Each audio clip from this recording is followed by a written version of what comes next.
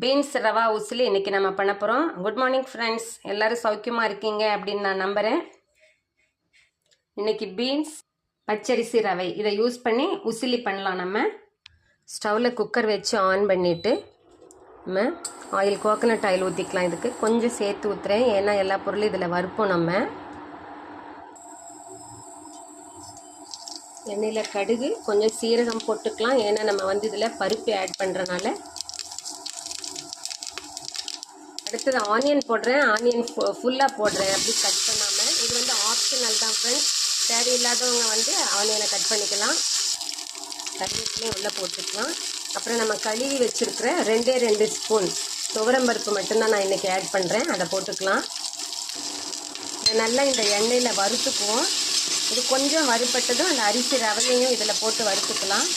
இப்போ கார்த்திகை விரதம் இருக்கிறவங்க செய்கிறதுல இந்த ஆனியன் சேர்த்தாமல் செய்துக்கலாம். ஆனியன் அதை முதல்லையே சொன்ன மாதிரி இது ஆப்ஷனல் தான். இதில் இந்த ரவையும் சேர்த்து வறுத்துக்கலாம்.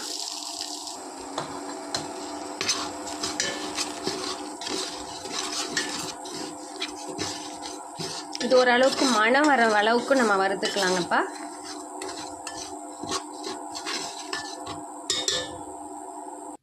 இதில் தக்காளி, நம்ம கட் பண்ணி பொடி பொடியாக கட் பண்ணி வச்ச இந்த பீன்ஸ், பெருங்காயத்தூள், சாம்பார் தூள், சில்லி பவுடர் எது வேணாலும் போட்டுக்கலாம். அதுக்கப்புறம் மஞ்சள் தூள், கல்லுப்பு, இது எல்லாத்தையும் நம்ம சேர்த்துக்குவோம். இந்த எல்லாத்தையும் நல்லா கலந்து விட்டுட்டு நம்ம 1 கப் ரவை எடுத்திருக்கோம், 2 ஸ்பூன் அளவுக்கு பருப்பு எடுத்திருக்கோம். ஸோ அதனால் 4 டம்ளர் தண்ணி நம்ம இதில் விட்டுக்கலாம்.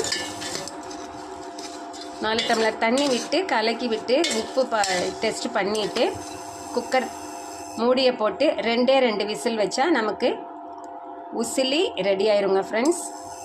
உதிரியாக வேணும் அப்படிங்கிறவங்க 3 கப்பு தண்ணி விட்டால் போதும். கொஞ்சம் நம்மளுக்கு சாஃப்ட்னஸ் இன்க்ரீஸ் ஆகணும்னா தண்ணியை சேர்த்து விட்டுக்கலாம்.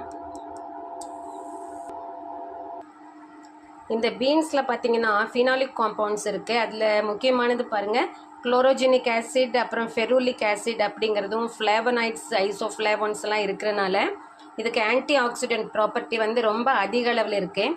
இந்த ஃப்ளேவனாய்ட்ஸ் எல்லாம் செல் டேமேஜில் இருந்து நம்மளுடைய உடம்பை பாதுகாக்குது. அதே மாதிரி இதில் கரோட்டினாய்ட்ஸ் நிறையா இருக்குங்க. இது நம்மளுக்கு தெரியும், கண்ணுக்கு இது ரொம்ப நல்லது. இல்லை கொத்தமல்லி இலையை ஆட் பண்ணிக்கலாம் ஃப்ரெண்ட்ஸ். இது நமக்கு beans bone health, heart health எல்லாத்தையும் பூஸ்ட் பண்ணி தருது. பிளட் சுகர் லெவலையும் ஸ்டெபிலைஸ் பண்ணி கொடுக்குது. அதனால் பீன்ஸை எப்படியாவது குழந்தைங்களுக்கும் பெரியவங்களுக்கும் கொடுக்கறதுக்கு பாருங்கள்.